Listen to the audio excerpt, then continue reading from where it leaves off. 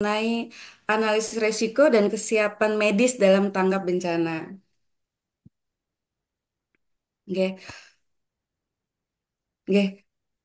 Ya, mungkin identitas saya sudah tersebar, oke. Ya, oke. Perkenalkan, nama saya Angela. Saya seorang emergency medicine dan saya juga seorang dosen. Sebelum kita mulai, kita chill dulu istilahnya anak zaman sekarang ya. Oh maaf, chill dulu. Nah, saya mau lihatkan sesuatu.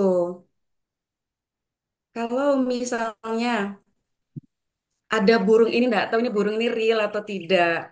Ini mungkin kalau tim saya, tim saya yang ada di IGD itu pembicaraannya kalau bapak-bapak kumpul itu bukan ngomongin perempuan, bukan ngomongin apa, tapi ngomongin burung. Jadi sampai ada yang tahu burungnya mencret, ada yang burungnya batuk gitu ya. Bahkan sampai ngemodalin ikut lomba-lomba dan lain-lain gitu. Kalau ada burung seperti ini mungkin nggak tahu harga jualnya berapa ya. Ini nggak tahu AI atau apa. Tapi ngelihat dari bentuknya itu meskipun ternyata hanya burung, jika kita melihat suatu sisi yang lain, keunikan, kecantikan, kita pasti akan ada rasa ingin menjaga dan memelihara. Oke, berikutnya saya langsung mawon. Sebentar.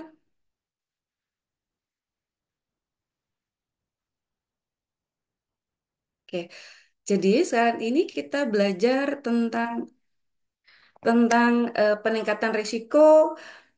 eh, apa itu eh, resiko bencana? Apa itu tugas kita sebagai orang kesehatan? Terus nanti kita mau taunya kita berhasil tahu dari mana ya? Kita bisa mampu melakukan analisis risiko dan kesiapan medis dalam tanggap bencana. Ya, definisi bencana itu sendiri adalah kejadian luar biasa yang menyebabkan kerugian besar bagi manusia dan lingkungan. Nah, kondisi ini adalah yang berada di luar kemampuan manusia untuk mengendalikan. Nah, aspek dalam penanganan itu ada mitigasi, kegawat daruratan, dan aspek rehabilitasi. Dan targetnya adalah saat ketika bencana adalah penyelamatan dengan nominal yang terbanyak bisa kita lakukan dan pengurangan risiko. Ini menurut manajemen bencana definisi Hackett and Jones ini banyak dipakai adalah kalau ada bencana itu key pointnya adalah oh kita harus siap bukan manajemen. Nah, manajemen bencana itu sendiri adalah faktor utama syarat suksesnya dalam pengelolaan bencana. Nah, salah satu komponen utamanya adalah tentang pengelolaan tenaga kesehatan. Nah, ketiadaan atau kelemahan ketenagaan kesehatan itu bisa menyebabkan chaos dan bisa menjadi titik lemah penanganan bencana. Ini saya cuman refresh ulang ya. Ini di mana-mana jika ada materi kebencanaan akan selalu muncul UU ini. Ya, bencana adalah peristiwa atau rangkaian peristiwa yang mengancam dan mengganggu kehidupan dan penghidupan masyarakat yang disebabkan baik oleh faktor alam atau non-alam maupun faktor manusia sehingga mengakibatkan kerusakan dan nah, lalu kita harus mengerti nih, analisis risiko itu apa aja.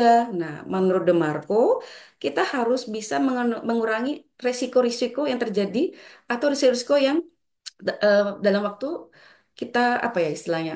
Kalimatnya itu biar mudah adalah kita harus mampu untuk mengidentifikasi. Jika kita bisa mampu mengidentifikasi, kita bisa mampu mengurangi resiko. Karena jika kita tidak bisa mengurangi resiko, maka dampak bencana itu akan bisa sangat signifikan sih. Langkah-langkahnya kita harus bisa mengidentifikasi, kita harus bisa memprediksi kira-kira dampaknya apa dan rencana mitigasi. Oke, ini ada apa quotes yang sangat bagus. Natural disaster is the negative impact that affects the communities after a natural hazard. Ini quotes yang sangat bagus. Jadi kita tuh harus benar-benar memahami kalau ternyata begitu ada bencana, kita bisa memanage kalau kalau misalnya kita tidak bisa manage dengan bagus, ternyata dampaknya setelah bencana itu ada penyakit pasca bencana dan lain-lainnya. Oke, ini adalah rumus yang sudah apa ya di semua negara itu pasti eh, hafal akan rumus ini. Jika kita mengetahui kondisi apa kekurangan kita, apa kelebihan kita. Jika kurang kita, kita harus upgrade. Jika misalnya ada kerentanan atau ancaman yang tidak bisa kita kendalikan. Contoh, misalnya ancaman kita nggak bisa mengendalikan gempa bumi, kerentanan kita nggak bisa memaksa untuk pak kaum geriatri itu rendah, kaum pediatri itu rendah, atau kita memaksakan eh, apa eh, kaum difabel itu rendah tidak bisa. Jadi resiko bencana adalah di mana ancaman bertemu dengan kerentanan, yang mana dia akan terbagi oleh kapasitas. Jika kapasitas kita tinggi, maka kita bisa menurunkan angka risiko bencana itu.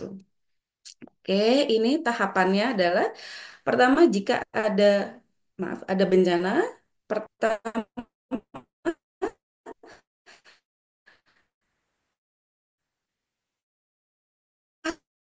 risikonya X adalah tanggap darurat panjang nih biasanya apa sidangnya 2 minggu, lalu bisa diperpanjang 2 kali sampai 3 kali. Nah, berikutnya setelah itu ada fase pemulihan atau pasca bencana. Nah, pasca bencana kita belajar nih, sampai ada terjadi ini, kalau misalnya ada Dokter, apa-apa. Oh, kok Dokter Angela izin. Suaranya putus-putus ada mungkin, yang dokter. putus-putus, Jadi putus-putus mungkin, ya? ya, jadi mungkin nggak usah pakai ini dulu ya. Videonya dimatikan aja pakai audio Oh saja. ya, saya nggak pakai video dulu ya, izin G. J, soalnya suaranya putus-putus Oke. sayang. Oh, NJ. Apakah suara saya udah terdengar atau masih putus-putus, Ibu? Sampun, monggo silahkan. Oh, NJ. NJ. Nah, peran tenaga kesehatan pada kebencanaan di fase prabencana. Namanya prabencana itu ada namanya begini. Kita harus tahu tenaga kesehatan kita sebagai apa. Kalau misalnya kita misalnya sebagai dokter, saya tenaga kesehatan, tapi saya tidak pernah ikut pelatihan. Berarti inilah yang kita lakukan. Kita harus mengikuti pelatihan dan pendidikan yang berhubungan dengan ancaman bencana di tiap fasenya. Lalu terlibat dengan instansi, organisasi, ya dalam menghadapi bencana, persiapan bencana dengan cara apa? Ikut penyuluhan, ikut simulasi, gitu, nggak? Yang ketiga, terlibat dalam promosi kesehatan. Nah, kalau pas waktu saat bencana, yang dilakukan apa? Apa? Berarti kita satu, bertindak cepat, ya kan? Dan kedua, jangan pernah menjanjikan sesuatu. Karena jika kita, kenapa kok banyak orang marah, akhirnya terjadi chaos, karena menjanjikan sesuatu, iya nanti tempatnya ada di sini, lebih layak, iya nanti ada, eh, kira-kira 1 jam lagi ada petugas kesehatan datang, jangan pernah menjanjikan. Ya, nanti akibatnya adalah chaos. Yang ketiga, berkonsentrasi terhadap apa yang akan dilakukan. Keempat, koordinasi dan menciptakan kepemimpinan pada kelompok di saat itu. Pasti bingung, ini maksudnya apa? Karena posisinya begini, di saat ada namanya Bu Bidan, ada perawat, ada dokter di rumah masing-masing, atau lagi liburan di rumah nenek atau apa, ini yang bisa kita lakukan. Kondisinya adalah ini person. Nah, pasti nanti akan bingung, "Loh, dokter kenapa kok seperti ini?" Nah, bedakan tim kesehatan, maaf, bedakan peran tenaga kesehatan secara individual dan posisinya adalah di saat sebagai tim. Nah, pertama, kalau ada namanya EMT, EMT itu ada dua, ada Emergency Medical Technician dan Emergency Medical Team. Ya, kalau sebagai person, contoh gini, nauzubillah min dzalik, ada misalnya saya berada di rumah nenek saya, lalu terjadilah bencana, maka inilah yang saya lakukan. Tapi begitu saya itu misalnya saya bekerja, misalnya saya di rumah sakit, misalnya saya diturunkan, berarti saya sebagai EMT yang technician. Contoh, definisi EMT Emergency Medical Technician adalah seorang profesional kesehatan yang terlatih yang memberikan perawatan medis darurat. kepada pasien di lokasi kejadian dan selama transportasi ke fasilitas medis. Berarti tugasnya apa nih? Menangani situasi darurat seperti kecelakaan, serangan jantung, atau cedera, serta memberikan perawatan dasar dan menggunakan peralatan medis darurat. Jadi, sampai sini paham dulu ya. Nah, EMT yang kedua adalah Emergency Medical Team. Emergency Medical Team adalah tim yang terdiri dari berbagai profesional kesehatan, termasuk dokter, perawat, dan EMT yang bekerja sama untuk memberikan perawatan medis dalam situasi darurat, ya, seperti bencana alam atau krisis kesehatan. Nah, tugasnya apa? Tugasnya adalah menyediakan perawatan medis di lokasi bencana, mengatur logistik, memastikan distribusi bantuan medis yang efektif. Jadi singkatnya, EMT yang Emergency Medical Technician adalah individu yang memberikan perawatan medis darurat. Sementara EMT yang Emergency Medical Team adalah kelompok yang berkolaborasi untuk menangani situasi darurat secara lebih luas. Jadi ada yang sebagai EMT, ada yang sebagai personal, gitu, nggih? Oke, ini tahap emergensi dimulai sejak berakhirnya serangan, banyak ya, memfasilitasi jadwal kunjungan, menyusun rencana prioritas, mengevaluasi kebutuhan, membantu terapi kejiwaan, bisa saja terjadi PTSD, memfasilitasi konseling, dan sebagainya. Nah, kalau misalnya tahap sebentar, slide saya tertutup, sebentar saya ini dulu, pindahkan dulu. Oke, nah tahap rekonstruksi itu mulai dibangunnya tempat tinggal, sarana umum seperti sekolah, sarana ibadah, jalan, pasar, atau tempat pertemuan warga, gitu ya. Nah, peran tenaga kesehatan apa? Ya sebagai tenaga konselor saat pada pasien ada yang mengalami PTSD, ya kan, dan menangani kesehatan masyarakat, ya. Dalam kondisi istilahnya, jika ada seseorang yang sakit kita tidak hanya mengobati seseorangnya, tapi jika ada seseorang yang sakit, maka lingkungan itu pun akan terdampak. Nah, seperti itu. Oke. Nah, ini manajemen bencana menurut UU 24 nomor 2007. Manajemen bencana adalah suatu proses yang dinamis, berlanjut dan terpadu untuk meningkatkan kualitas langkah-langkah yang berhubungan dengan observasi dan analisis bencana serta pencegahan, mitigasi, kesiapsiagaan, peringatan dini, penanganan darurat, rehabilitasi dan rekonstruksi bencana. Nah, tujuannya adalah ini manajemen ya. Kalau tadi itu tugas baik kesehatan, ini manajemennya adalah mengurangi atau menghindari kerugian secara fisik, ekonomi maupun jiwa, baik oleh perorangan maupun masyarakat dan negara. Yang kedua, mengurangi penderitaan korban. Yang ketiga, mempercepat pemulihan. Yang keempat, memberikan perlindungan kepada pengungsi. Karena apa? Pada perjalanannya pengungsi itu orang yang rentan. Banyak terjadi pemerkosaan pada pengungsian, banyak pelecehan. Nah, seperti itu ya. Ini tahapan dalam upaya untuk menangani suatu bencana. Kalau penanganan darurat apa? Menyelamatkan jiwa. Keadaan darurat itu kalau jika kita tidak melakukan hal yang betul, itu akan mengakibatkan kejadian yang tambahan yang terjadi di luar bencana itu sendiri. Nah, seperti itu ya. Pemulihan Mohon maaf, pemulihan terdiri dari rehab dan rekon. Rehabilitasi, memperbaikan kebutuhan secara langsung. Ya, tapi jangka pendek. Kalau rekonstruksi, perbaikan yang sifatnya permanen. Pencegahan, ya, prevensi, itu adalah usaha untuk menghilangkan atau mengurangi kemungkinan timbulnya suatu ancaman. Ya, tapi pencegahan tidak bisa 100% efektif. Karena apa? Dalam Ya, karena sebagian besar bencana adalah natural disaster. Mitigasi, upaya yang dilakukan untuk mengurangi dampak buruk dari ancaman. Ya, kalau kesiapsiagaan preparedness, persiapan rencana untuk bertindak ketika terjadi adanya suatu bencana. Seperti itu. Nah, ini struktur organisasi.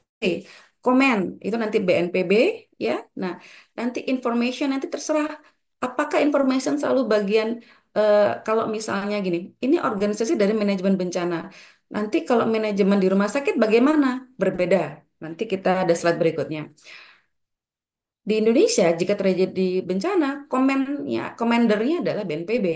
Liaison ya adalah liaison berarti kementerian ini ya, belum tentu. tapi orang yang dipilih untuk apa ya? Orang yang dipilih yang proper. Contoh, license officer di saat bencana di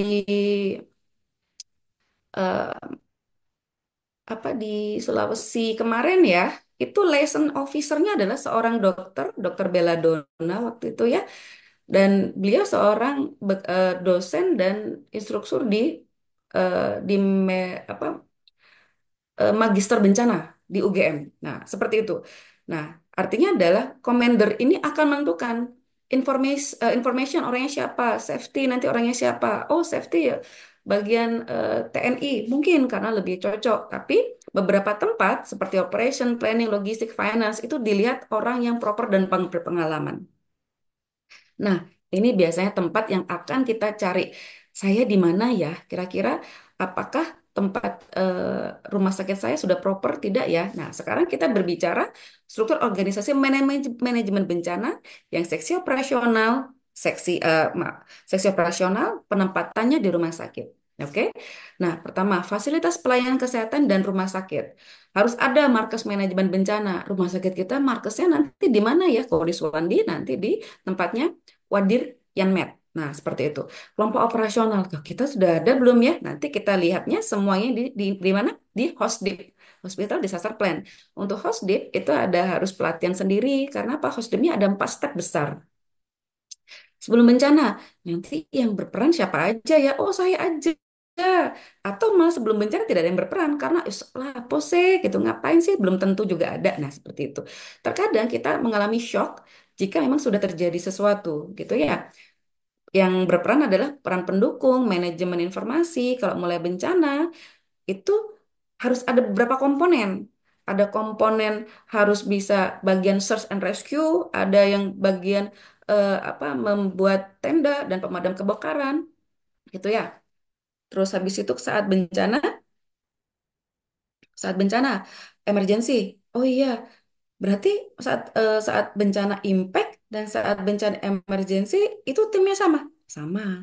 Karena paling tidak bisa dipisahkan. Terus yang kalau misalnya setelah bencana baru rehab rekon. Berikutnya, oke. Nah, tim pendukung. Tadi kan banyak ya, tim pendukung, manajemen itu orangnya siapa ya? Dan perannya apa ya? Nah, tim pendukung adalah kelompok yang melakukan analisis kemungkinan terjadi risiko di rumah sakit. Biasanya ini tim K3 ya, gitu. Dan tanggung jawab mereka adalah mengamankan perlengkapan rumah sakit, menyiapkan peralatan yang dibutuhkan saat bencana, menggambar gini, harus ada peta risiko di rumah sakit itu. Ya, terus tempat yang nanti tempat evakuasinya di mana seperti itu dan mengaktifkan sistem manajemen bencana. Ya, tim manajemen informasi ya bagian aktivitas dari kelompok manajemen isinya apa? Dia harus bisa melakukan eh, menyediakan informasi terhadap semua kebutuhan. Nah, kebutuhan ini nanti di saat ada pasien atau keluarga pasien atau lintas sektoral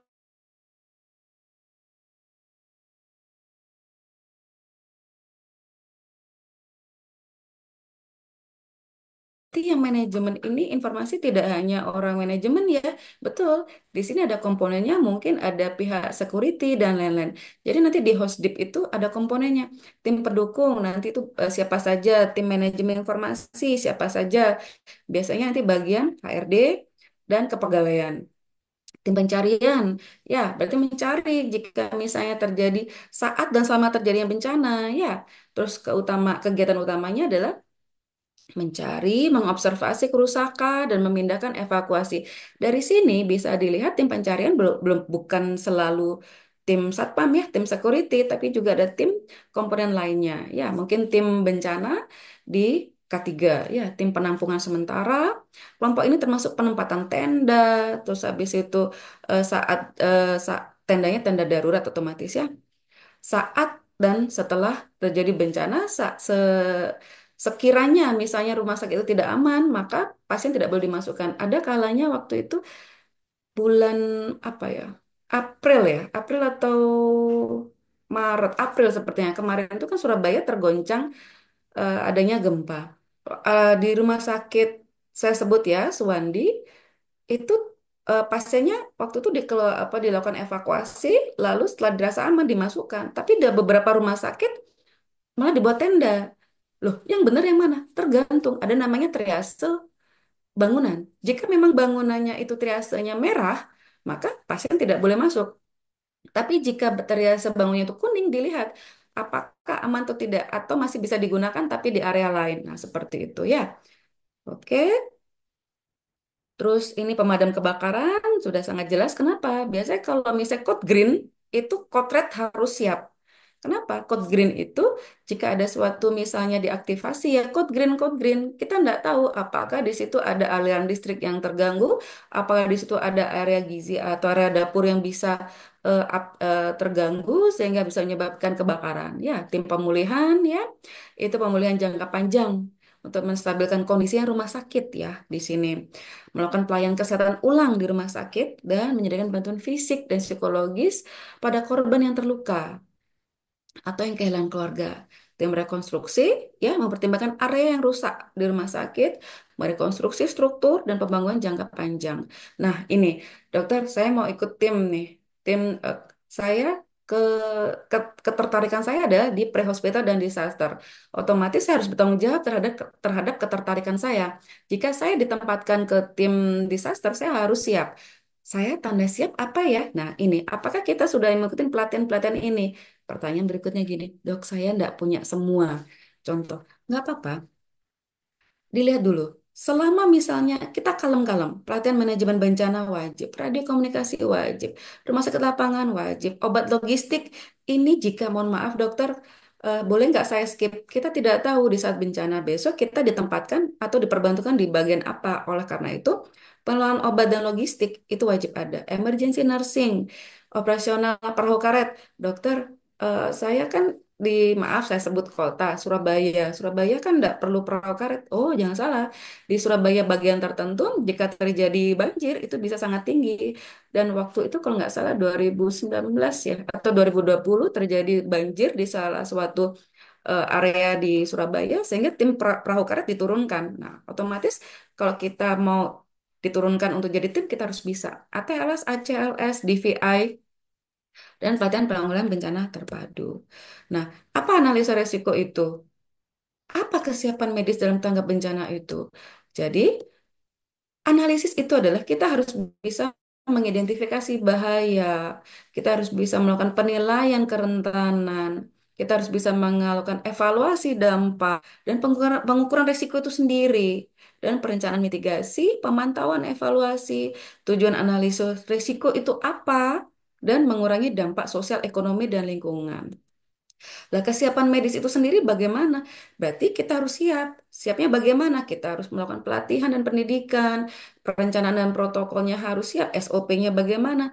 Bahkan saya tuh sangat bukan terharu ya, amazed sama salah satu tim di rumah sakit saya sebut aja tim Code Blue.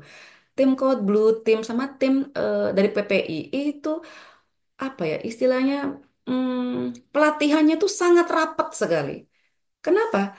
Code Blue itu angka kejadiannya tinggi dan angka apa ya, angka infeksi pasien karena terpapar karena tangan juga tinggi. Oleh karena itu mereka rapat. Jadi saya sangat wah, seandainya semua apa divisi bisa tim ini sangat bagus sekali ya. Lalu selalu mengecek sumber daya medis jika ada mutasi atau tidak, atau sekiranya kita mempunyai, oh ada tuh hidden gems istilahnya, ada tuh orang yang berpotensi, kita harus rekrut ya, koordinasi lintas sektoral, misalnya harus pelatihan dengan lintas sektoral dan sistem informasi. Alhamdulillah Bu Neti, mohon maaf jika slide-nya kurang, maaf jika presentasi ini kurang proper karena di kendala, ya ada kendala sedikit ternyata. Ya Bu Neti. Nih, monggo langsung bisa lanjut, Dok. Oh ya, Jess, kedap nggih.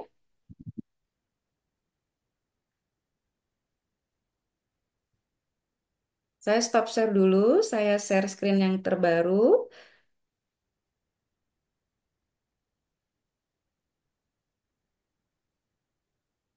Apakah sampun terlihat, Bu Neti? Ampun. Oke, lah kalau tadi kita bicara tentang bencana, tentang resiko bencana, tentang manajemen bencana, kita sebagai person, kita sebagai EMT, terlepas mau EMT yang technician atau EMT yang tim.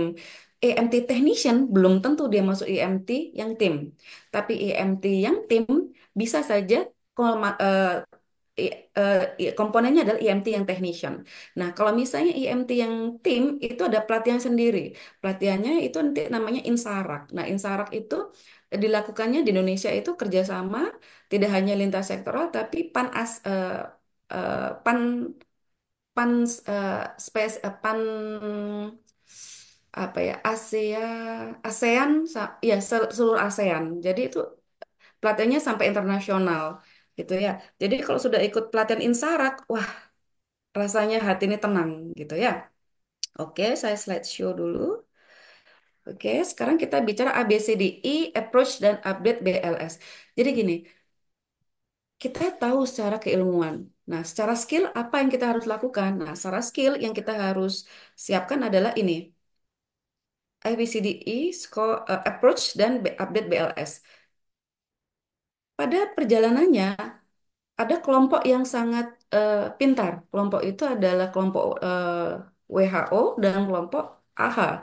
Yang mana dia membuat buku yang sangat bagus, di mana membuat kita itu apa ya, paham step-stepnya yang harus kita lakukan apa. Karena di saat bencana kita tidak tahu pasien ini apa mengalami satu sistem permasalahan atau dua sistem permasalahan atau multi sistem permasalahan. Ya, tujuannya apa?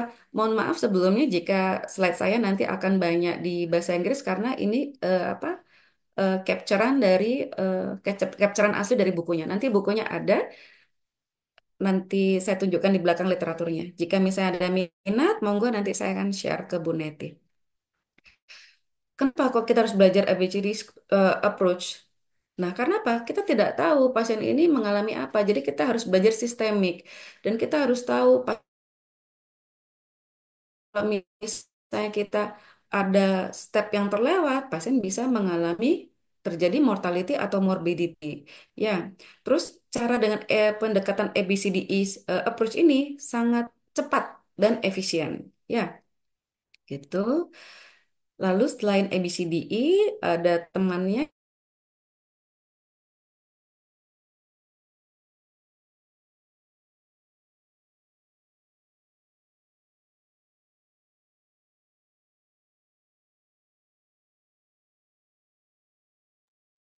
Dokter, Dokter Angela terlempar nggih. Baik, Bapak Ibu, kita tunggu sebentar. Dokter Angela sepertinya ada gangguan di sinyal. Nanti mohon izin untuk bisa bergabung ulang, mungkin masih proses. Jadi yang perlu kita pahami juga bahwasanya tentang kegawat daruratan bencana ini, bagaimana pencegahannya atau penata laksanaannya ketika benar-benar terjadi bencana. Makanya kita harus selalu meningkatkan skill atau persiapan-persiapan tentang kegawat daruratan bencana, Bapak Ibu semuanya. Dan ini ada Bapak, nanti mungkin bisa ditanyakan kepada Dokter Angela, bagaimana cara kita supaya eh, kita siap. Selamat pagi Dokter Angela. Maaf terlempar lagi. ini. Nggih. Iya, mohon maaf. Kok tumben? Biasanya sinyal di sini bagus sekali. Ya, namanya itu. Padahal udah kita harus proper.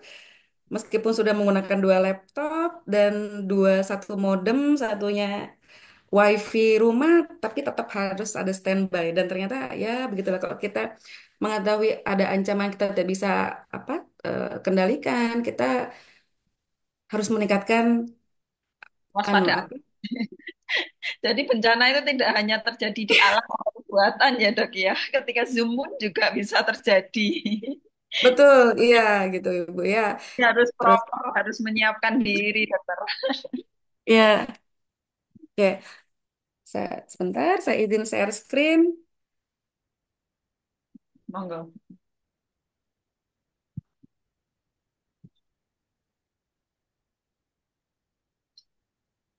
Share screen. Oke, ABCD score. Apakah sudah tampak, Bu Niti? Ampun, dokter. Silakan dilanjut. Iya. Oke. Nah, dokter mohon maaf. Dokter bilangnya ABCD score. Dokter bilangnya sampel. Itu kan hari-hari. Betul. Jadi, ABCDE dan sampel itu adalah yang hari-hari kita lakukan. Artinya adalah sebenarnya pelatihan ini adalah refresh, refresh, refresh, refresh. Nah, jika kita tidak apa ya, ada niatan untuk merefresh atau misalnya ada kemauan untuk selalu belajar, itu bisa adalah suatu ancaman buat kita, gitu ya.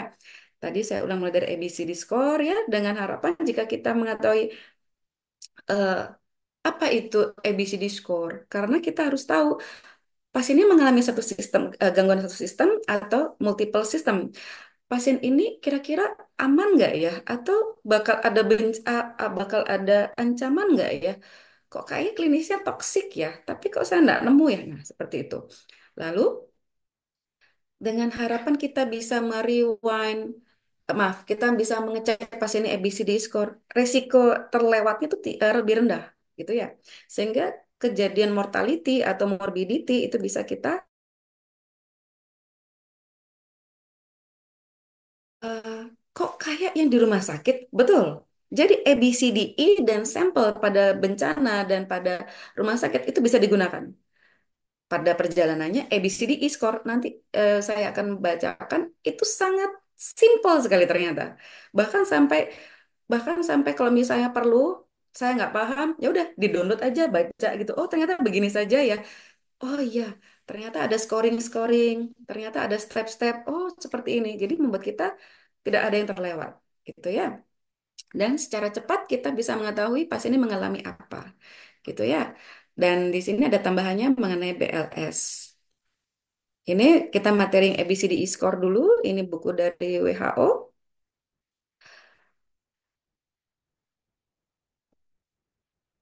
Sebentar, saya tutup dulu ini.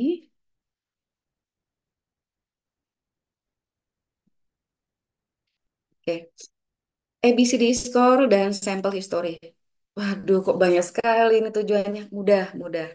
Ini hanya mengetahui pada pasien yang mengalami ada pasien trauma atau cedera, kita lihat, kita bisa melakukan list. Oh ya, ancamannya apa ya? Oh, pasien ini terkena kena aliran listrik. Oh, pasien ini ada gangguan apa? Nah, kita harus mengetahui elemen-elemennya kira-kira apa. Terus pasien ini kita mulai dari awal RW-nya bagaimana, perlu RW device atau tidak. Terus jika memerlukan RW device, kira-kira goals kita apa? Goals kita apakah hanya saturasi? Oh, tidak. Goals kita adalah oh, ini obstruksinya sudah tertangani apa tidak? Kita melihat breathingnya, terus habis itu sirkulasinya, dan sampel. Nah, essential skills-nya adalah jika kita hendak turun ke lapangan, ya mau diaplikasikan di mana, kita harus bisa melakukan aplikasi ABCD score, harus bisa melakukan cervical spine, full mobilisasi, head tilt chin lift, suction. Dokter, ini tiap hari dilakukan. Alhamdulillah. Cuman pada perjalanannya adalah jika kita lupa tidak refresh, contoh ini contoh nyata. Pemakaian cervical collar itu mudah, tapi pada perjalanan jika kita tidak mau apa ya merefresh dan melakukan hal itu kembali lupa. Saya pernah mendapatkan tim saya seorang yang sudah senior melakukan cervical collar, lehernya ditekuk. Ntar bu, klek dan parese. Itu terjadi. Nah seperti itu. Contoh, didel dekompresi. Kalau misalnya eh, tidak pas, gimana dok? Nggak apa-apa. Caranya adalah harus tahu teorinya. Dok, saya nggak berani. Oh, tidak bisa. Namanya tim jika harus turun, harus bisa proper. Jika tim turun, itu ready to use. Tidak boleh ada namanya, saya nggak bisa ini, saya bisa itu. Itulah essential skill yang harus kita lakukan untuk apa aja. Dok, saya nggak ngerti snake bite. Saya nggak ngerti ular itu apa. Nah, nanti di belakang ada key point. Kita tidak tahu itu neurogenik atau hematogenik atau yang tidak berbisa. Ada manajemennya, manajemen awal dulu, nanti biarkan kalau tidak bisa, rujuk biarkan kami nanti yang akan mengreassess. Nah, kenapa kok ABCD score sudah di depan tadi ya, sampel sudah. Nah, ini APD, ya kan? Kenapa APD itu? sekarang banyak ya new infection apa ya? eh apa ya baru penyakit-penyakit infeksi baru yang masih belum diketahui penyebabnya atau emerging emerging ya sehingga ada namanya tuh PPI standar minimal. Nah kan kenapa ini minimal ini bisa mengcover beberapa kondisi. Kalau chemical spill, selama chemicalnya itu dokter chemical kan harus full gown dan lain-lain. Ya, jika kita harus ke titik nolnya, ada namanya area itu ada namanya hot zone. Dan di hot zone itu berarti kita tidak bisa ke area itu karena apa? PPI-nya berbeda. Nah, seperti itu. Tapi jika infeksius atau collapse itu apa masih bisa. Ini since apa ya? Aman lingkungan ya, menggunakan PPI harus aman dulu lingkungannya ya. Dan jika saya pernah mengalami waktu itu kami turun lapangan di saat adanya eh, pengurasan apa ya tandon di SPBU itu ada 3 atau 4 eh, petugas itu pingsan dan hendak membutuhkan pertolongan. Terus kita waktu datang kita malah nggak boleh masuk sama bapak polisinya. Dikarenakan apa? Ternyata bapak ibu petugas yang pingsan itu di saat kita mau pertolongan ternyata ada bau gas bocor. Nah, artinya adalah jangan tim petugas jangan masuk dulu, kita amankan dulu, baru kita masuk. Jadi kita harus mengikuti. Kalau misalnya para petugas keamanan mengatakan jangan masuk tim kesehatan, jangan masuk dulu. Tapi begitu, iya sudah aman, silakan masuk. Gitu nggak? Oke, nah ini ABCD approach pasti ya. Kalau RW cek apakah ada obstruksi atau tidak dan selalu jika ragu atau tidak tahu mekanisme of injury-nya atau mekanisme pasien ini collapse, berikan cervical collar. Lalu berikan oksigen ya. Kenapa? Dok, oksigen itu pasien saturasinya bagus dilihat dulu. Kalau misalnya pasiennya takipnik, dyspnea, berikan oksigen karena we treat the number, maaf, we treat the patient, not treat the number. Meskipun saturasi bagus, tapi pasiennya fatigue, harus berikan oksigen. Sirkulasi ya, berikan IV, jangan lupa bukan hanya IV, tapi cari apakah ada tanda-tanda perdarahan. Ya, kalau misalnya ada tanda perdarahan, kok pasiennya shock ya? Kok pasiennya shock ya? Tak kasih cairan, tak apa nggak ada. Ternyata ada jejas mungkin di hipokondrium kiri atau daerah lumbal atau inguinal kiri bisa berpikir adanya cedera dari limpa. Lalu disability. Nah, selalu waktu itu ini kejadian kemarin, baru kemarin ada pasien gelisah. Pasien gelisah, oh obatnya tapering up. Oke, tapering up. Sebentar, Dek. Pasienmu gelisah. Iya, Dok. Obatnya sudah tapering up. Seperti yang diadviskan oleh Dokter Angel. Betul. Sebentar. Kalau misalnya ada pasien yang mengalami gangguan, kita harus ulang dari awal. Coba deh cek glukosanya. Ternyata apa? Loh, hanya sesimpel itu. Pasien meninggal dikarenakan delay dari kita mengetahui ada pasien yang mengalami disorientasi atau gangguan dari ability-nya. Terus tiba-tiba gini, dok pasien itu loh gelisah. Udah terapi udah naik. Loh. Kok pasiennya seperti apa takip nih? Kenapa kok nggak mau kasih oksigen yang bagus? Kasih naik oksigen yang bagus. Kasih Jackson Risk.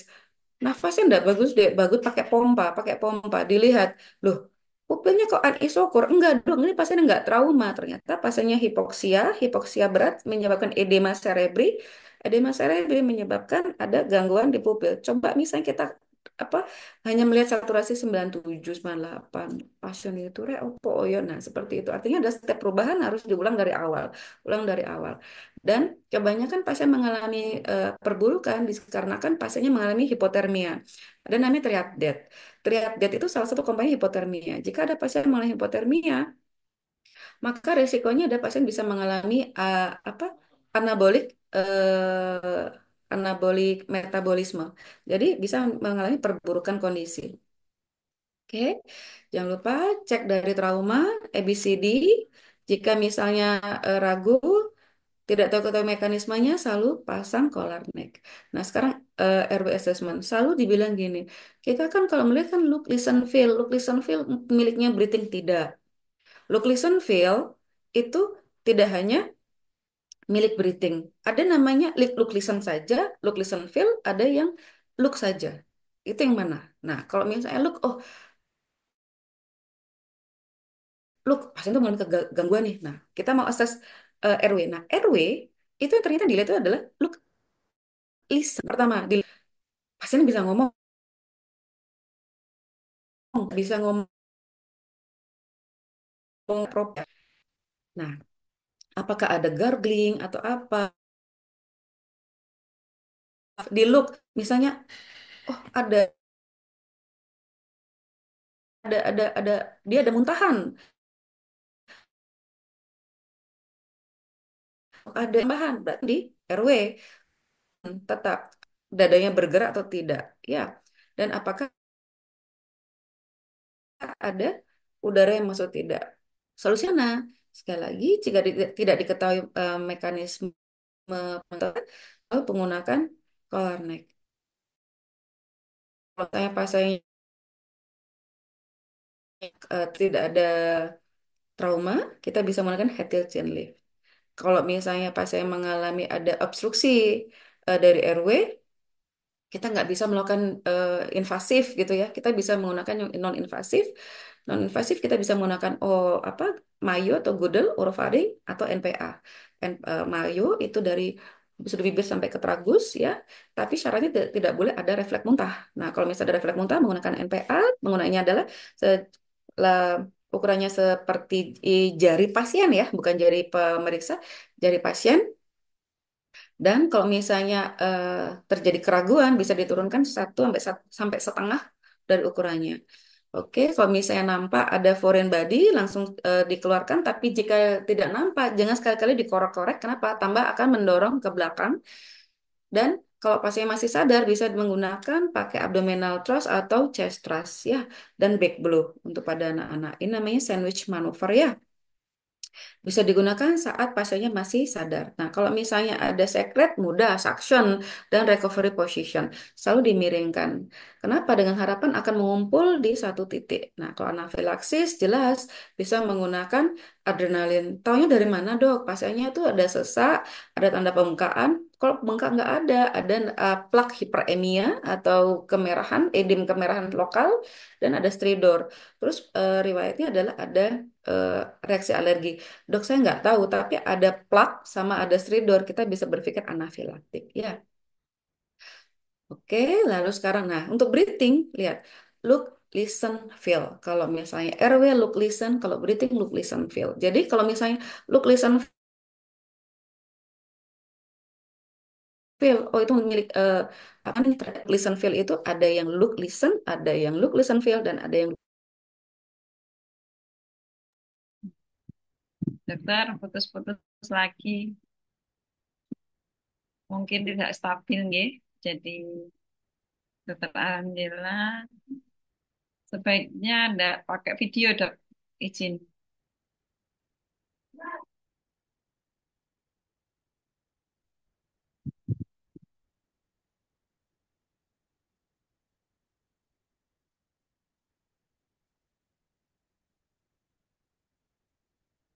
Baik, Bapak Ibu, saya coba untuk mengisi eh, waktu dulu sebelum dokter Angela.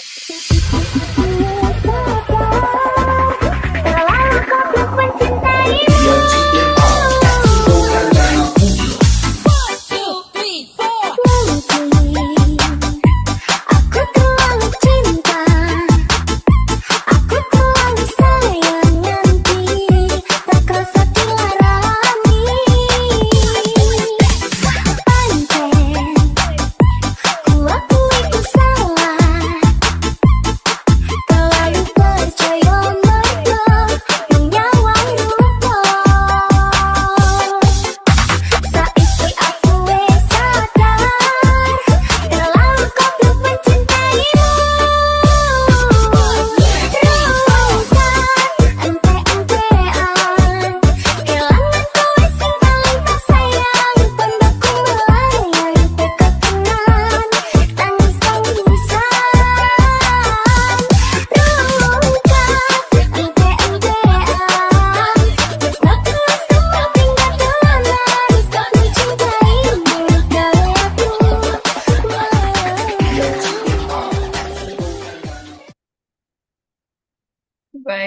terima kasih.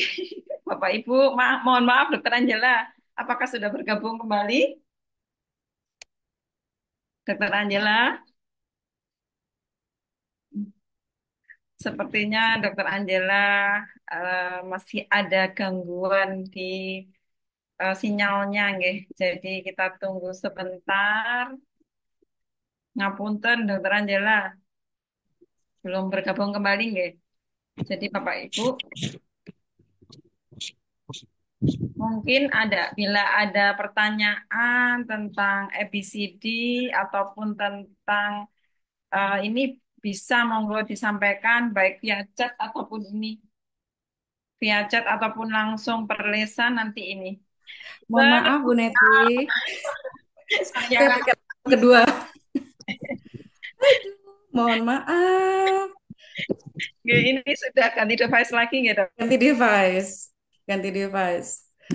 Untuk share screen, Saya izin share screen, Bu Neti. silakan.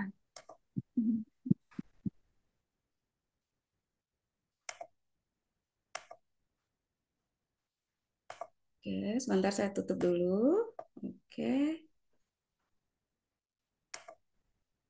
Apakah sudah tampak Bu Neti? Sampun, Dok. Oke, saya izin. Tadi sudah sampai breathing, ya. Iya, silakan. Oke. Oke, breathing. Nah, untuk breathing, sebentar. Oh, maaf.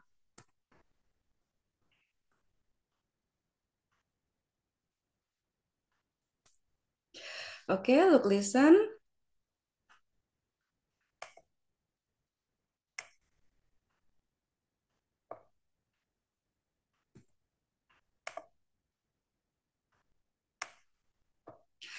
Oke, look, listen, feel. Nah, terus habis itu, eh yang dilihat komponennya adalah selain kita melihat, oh nafas, oh pasien masih bernafas, oh tidak, yang dilihat adalah satu nafasnya bagaimana, nafasnya cepat atau lambat atau shallow, dan dilihat tipikalnya, apakah dia Kussmaul, Bayot, atau Steinstock, dan lain-lainnya. Nah, kalau misalnya ada gangguan tipe dari nafasnya saja, itu sudah komponen yang signifikan untuk kita lihat, ada apa nih? Ini bukan breathing aja nih. Breathingnya ini kayaknya tuh sudah ada masalah perburukan hingga sampai ke sentral seperti itu. Ya, terus dilihat, oh iya, nafasnya kayak biasa aja. Ini enggak ada masalah. Dilihat dulu, dibuka dulu bajunya, ternyata ada retraksi, ya, retraksi. Terus apa sih itu? Nafasnya harusnya kan nafas kan torako, abdominal. Loh, kok abdominal torako ya? Atau nafas abdominal ya? Kok nafasnya abdominal lebih lebih dominan? Nah, berarti kita bisa berpikir, wah ada masalah syaraf yang mengganggu breathing. Oh, ada gangguan mungkin severity yang mengganggu sentral sehingga sentral mengganggu breathing. Nah, seperti itu, nggih. Oke. Oh ya, saya cuma mau jelaskan gini. Pasiennya asma gitu ya. Oh, di nebu. Sudah saya nebu dok 3 kali, tapi pasien masih sesek. Sebentar. Ada wheezing, Dek? Ada. Wheezing, selalu jika sudah wheezing, selalu saya tekankan. Wheezing ada dua komponen, inspirator atau ekspirator. Jika inspirator dan ekspirator itu sama tiga komponen lagi. End, early, and mid atau early. Dek, coba cek wheezingnya apa. Dokter, wheezingnya mid inspirator. Berarti bukan milik breathing, milik airway.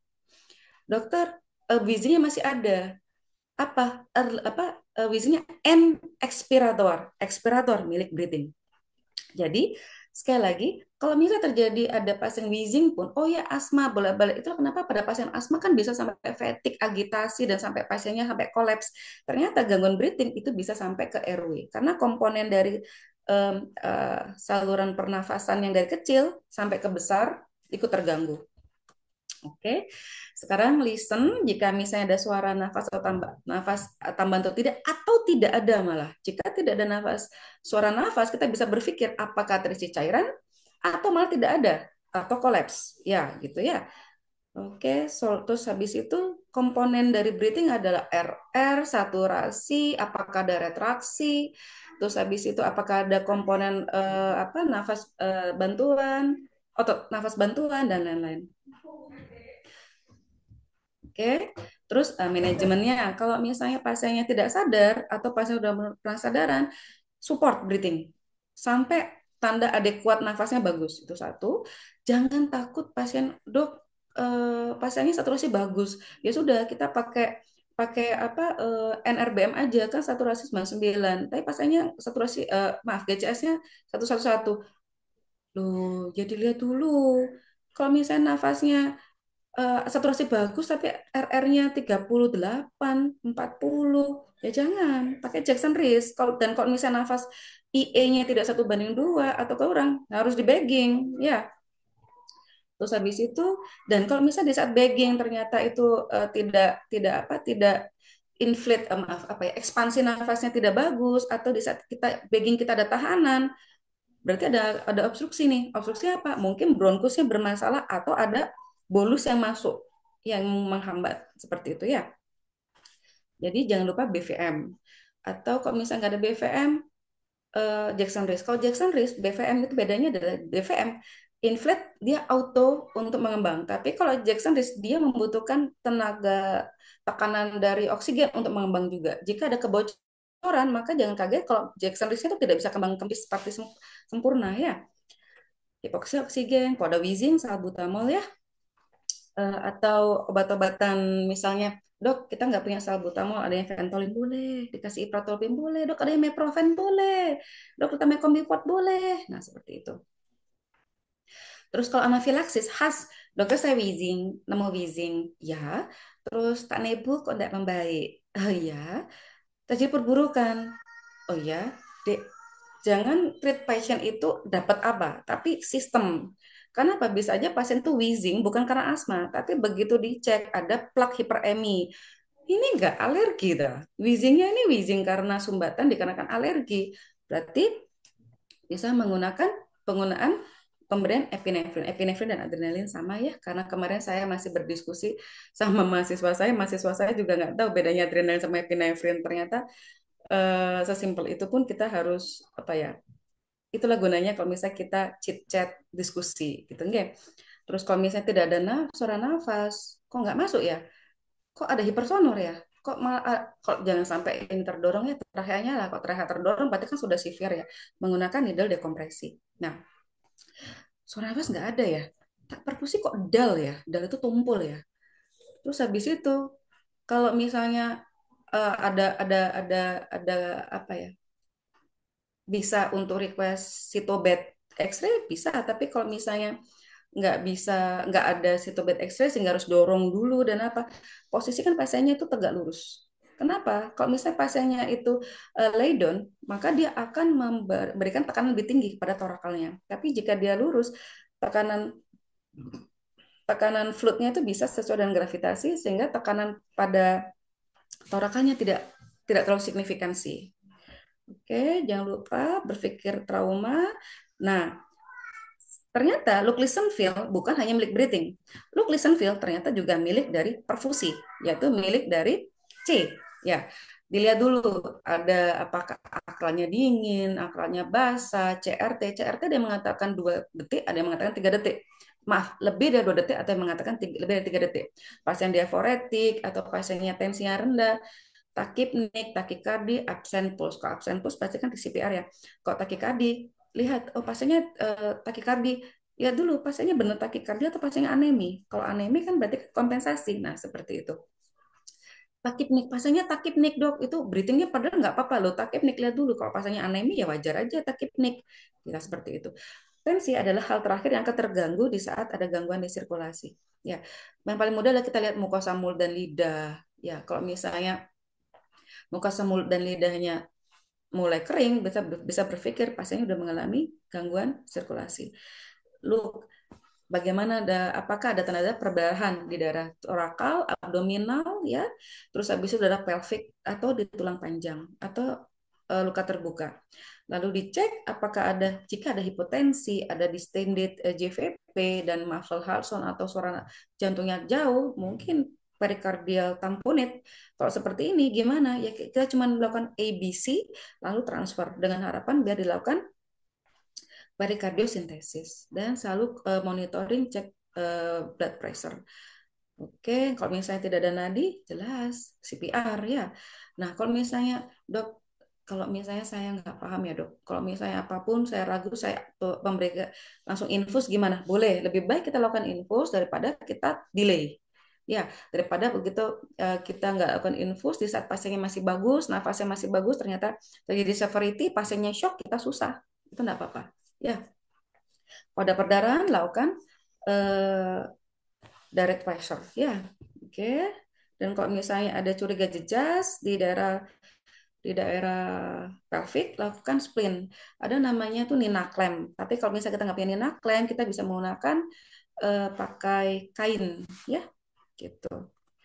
Disability mudah ya. Kita harus GCS itu saya bilang gini, GCS saya nilai sama GCS yang dia nilai kok beda dok. Nah, GCS itu harusnya sama karena dia nilainya objektif. Beda dengan AFPU. Nah, kalau AFPU itu kita lihatnya kok kayak bu. Nah, AFPU itu bisa sedikit berbeda. Tapi kalau misalnya AFPU dengan satu dan yang lain jika berbeda, pastikan waktunya sama. Jika pemeriksaannya waktunya sama, maaf, AFPU dan GCS bisa ya, pemeriksaan waktunya sama, aman. Tapi jika AFPU diberi atau GCS diperiksa 5 menit yang lalu pun itu sangat berbeda. Tapi berbeda jika dengan orang yang sama memeriksa dengan waktu yang sama, GCS atau AFPU-nya berbeda, itu sangat jarang. Hampir tidak bisa karena ini objektif sekali. Gitu ya. AFPU itu sangat mudah. Kalau misalnya kita lupa GCS, kita pakai AFPU nggak apa-apa. Oke, jangan lupa cek gula darah, pupil ya. Terus dan sensasi eh, contoh kayak gini. Pak, digerakkan, Pak. Iya kakinya digerakkan. Pak, jangan lupa. Pak, ini masih terasa. Terasa. Padahal kita gini, Pak, ini terasa. Terasa. Yang mana? Yang apa? Yang jari nomor berapa? Dua. Padahal kita nggak megang. Berarti ada masalah, ada gangguan. Ya. Oke, kalau misalnya bedakan shivering atau menggigil dan kejang. Ini setiap ada pasien yang mengalami penurunan kesadaran, tapi pasiennya nafasnya adekuat, nadinya adekuat, reposisi position, terus recovery position, ya. Dan jangan lupa selalu cek gula. Kalau misalnya pasiennya kejang, kita tidak masalah menggunakan pemberian obat-obatan benzodiazepin, biasanya PAM atau midazolam, boleh. Nanti dosisnya bagaimana, kan kita belajar ya, ada kapan 10 mg, 5 mg, atau midazolam kapan menggunakan 2 mg, itu pada perjalanan berikutnya. Dok, saya nggak berani, takutnya berlebihan. Ada namanya dosis yang kita harus hafal dan harus ada dosis yang kita apa ya boleh kita lupa. Contoh dosis yang kita lupa adalah dosis toxicity. Aduh saya lupa nih, tapi kita harus tahu diazepam. Oke, satu ampul. Saya tahunya satu ampul dok. Boleh itu dulu. Daripada nanti kalau misalnya kita diturunkan dosisnya berapa ya, dosisnya berapa ya, itu tidak bisa. Midazolam, dok saya bingung antara 2 mg, 3 mg, tidak apa-apa. Itu range masih sama, masih aman. Kuncinya adalah di saat kita memberikan obat-obatan, kita harus tahu efek obat ini apa. Apakah selain hanya menurunkan ambang kejang, tapi dilihat juga apakah ada depresi nafas atau tidak. Ya. Dan untuk khas untuk ibu hamil menggunakan magnesium sulfat. Nah, ini yang apa ya? Berbeda yang tidak bisa diaplikasikan di Indonesia saat ini pada pemberian naloxon di saat out hospital. Kalau pemberian naloxon saat ini masih di in hospital. Bahkan pemberian naloxon itu menggunakan protokol pemberian lembar protokol. Nah, seperti itu. Jika apa ya, kesehatan kita, alur kita lebih bagus, pada perjalanannya itu akan menjadi bagus, bagus, bagus. Mungkin naloxon bisa dilakukan, pemberian naloxon bisa dilakukan di out hospital. Jika kita bisa melakukan trombolitik di pada perjalanan pasien di pre-hospital, berarti kita bisa berpikir beberapa obat yang in hospital dengan proses yang sangat bagus ya, dengan menggunakan algoritma yang bagus, dengan penelitian ternyata Indonesia mampu bisa dilakukan di out hospital.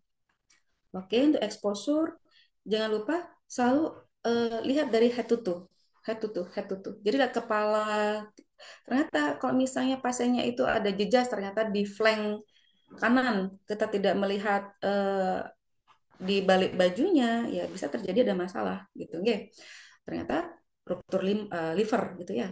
Terus misalnya pasien bilang apa tidak sadar, terus habis begitu kita oh ya sudah infus saja, terus kita pindahkan pasiennya seperti biasa. Ternyata pas kita tidak lihat, ternyata di sakrumnya ada jejas besar. Di sakrumnya ada jejas besar, terus habis itu di pelviknya ternyata ada apa eh, incontinity. Wah, fraktur. Jangan-jangan bisa mengalami severe karena tindakan kita. Itulah kenapa pada pasien tidak sadar atau pasien trauma selalu head to toe. Gitu nggih? Terus ini exposure, jangan lupa. Nah, dok, saya nggak tahu itu ular apa, ular hijau, ular weling, ular kadut, ular apa, saya nggak hafal. Nah, solusinya gimana? Nggak apa-apa. Kita tetap lakukan imobilisasi saja pada ekstremitas yang terdampak. Kalau bisa, ada beberapa pasien itu membawa ularnya malah. Ya, nanti kita ada konsultasikan, oh ini ular apa, apakah membutuhkan sabu atau tidak. Tanda membutuhkan sabu adalah jika ada gangguan sistemik. Oke, terus habis itu apapun eh, apa ya komponen yang menempel pada tubuh pasien sebaiknya adalah dilepas. Kenapa? Ada fase edem jika pasien itu mengalami severity condition. Nah, kalau edem, pasien itu bisa mengalami strangulasi sehingga mempengaruhi eh, ekstremiti yang terjerat itu. Dan selalu pastikan pasien tidak mengalami hipotermia. Nah, Nah, dalam, izin ada yang resen, Bapak Dahlan Arsel. oh Apakah silahkan.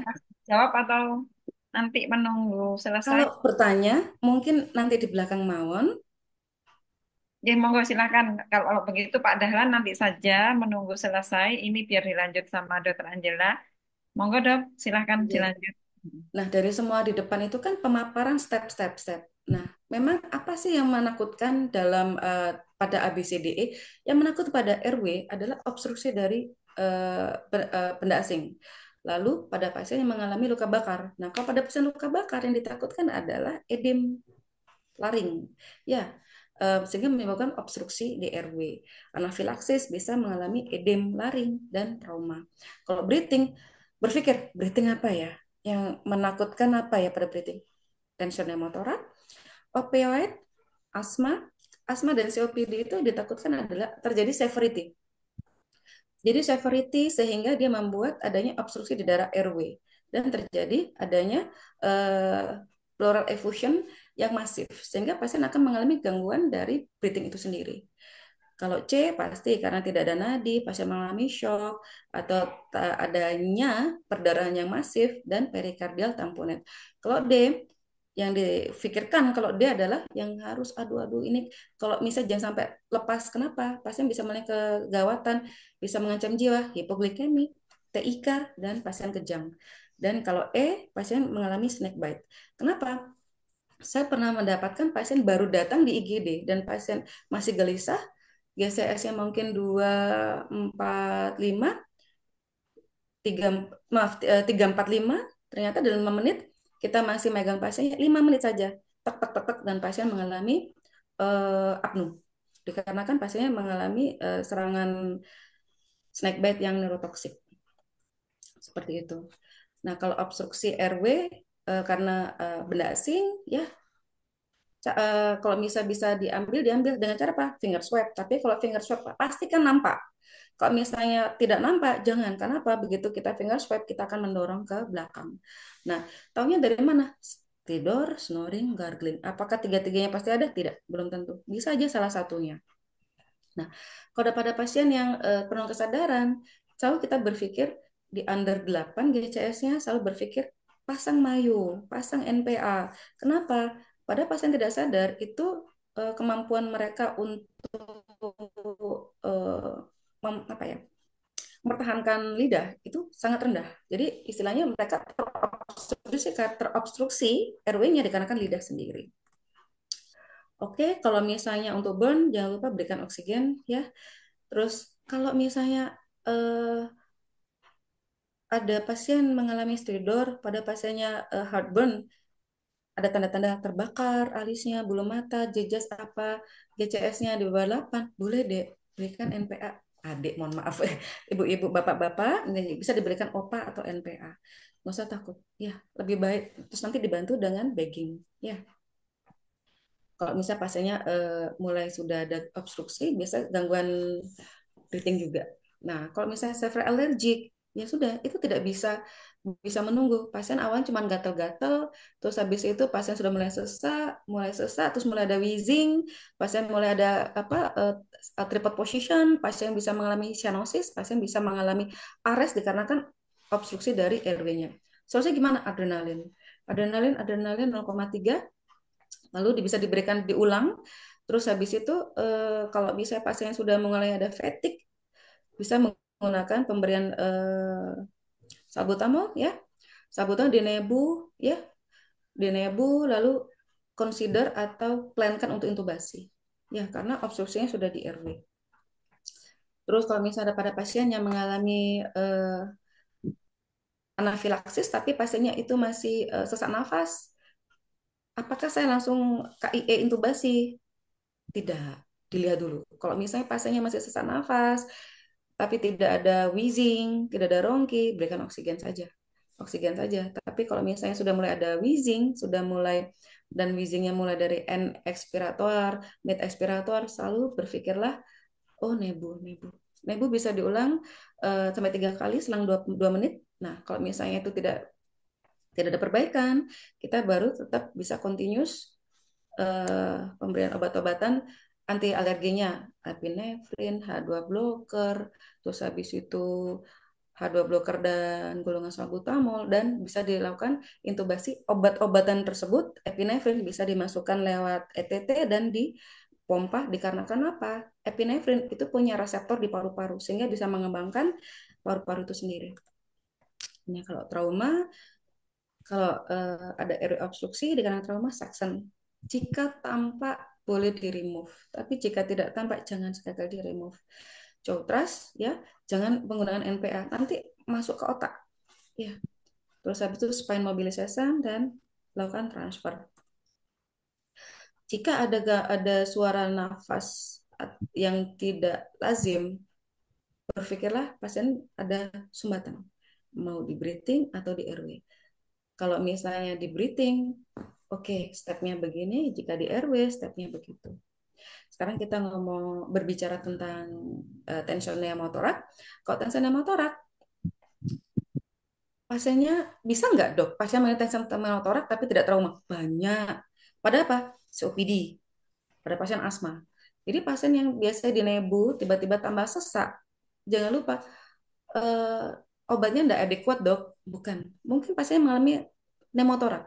Nah, kalau misalnya seperti itu, gimana? Needle dekompresi saja. Needle dekompresi itu apakah harus dokter? Tidak. Perawat, bidan boleh. Ya, yang sudah melakukan pelatihan. Oke, kalau misalnya opioid, ya, berikannya naloxon, ya, terus cirinya apa? Pupilnya miosis, bradipnu, terus pasiennya pulang kesadaran. Kalau misalnya kita mendapatkan needle mark atau beberapa obat yang tampak di sekitarnya, itu lebih memperkuat. Ya, dok, bisa nggak kita melakukan pemberian naloxon? Misalnya pasien nih dibawa dari pre-hospital ke hospital pemberian naloxon tanpa mengecek titer dari opioid, bisa dengan klinis saja, bisa. Terus kalau misalnya asma, COPD sangat mudah ya, penggunaan salbutamol bisa diulang sampai 3 kali dengan selang 2 menit, maaf 20 menit. Ya. Oke, lalu kalau misalnya pleural effusion, dok boleh nggak saya dilakukan di tempat bencana, saya melakukan evakuasi? Gini, pada perjalanannya adalah kita menolong pasien di saat bencana adalah menolong sebanyak-banyaknya pasien. Dan kalau misalnya sebanyak-banyaknya pasien, kalau pasien yang sangat severe, itu akan menghabiskan SDM.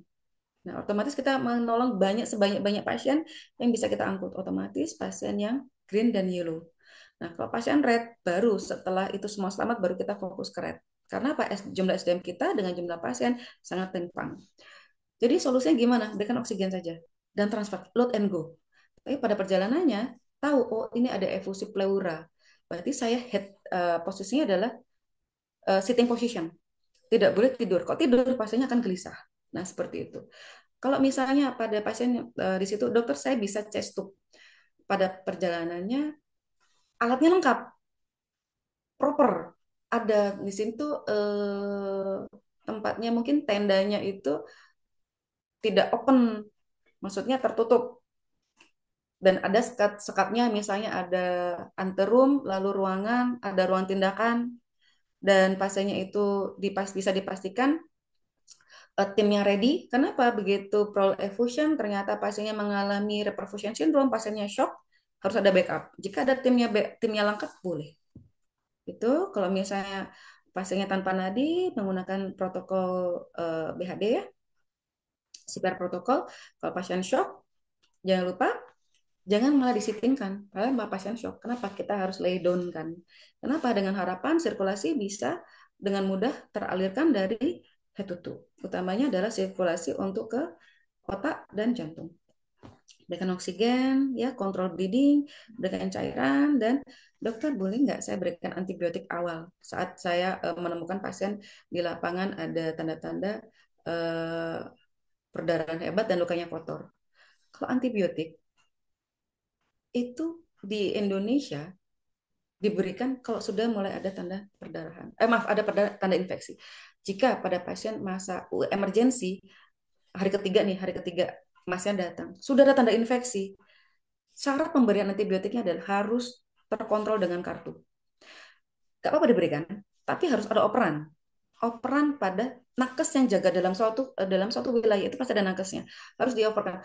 Mbak, saya kasih obat-obat antibiotik ini saya injeksikan karena saya temukan A, I, U, E, O. Oh, boleh. Tapi dengan harapan ini harus begitu kita berikan antibiotik, kita harus continue nih, gitu. Nah, tapi pada perjalanannya boleh nggak kita berikan injeksi? Injeksi itu bisa diberikan selama timnya dan ada agreement dengan contoh gini, saya mau ke Semeru, saya menemukan pasien itu mengalami pneumonia, boleh nggak saya injeksikan? Agreementnya bagaimana? Apakah agreementnya diperbolehkan? Tidak. Kalau misalnya agreementnya tidak boleh memberikan obat-obatan injeksi, tidak, jangan. Mending diberikan obat oral. Nah, seperti itu ya.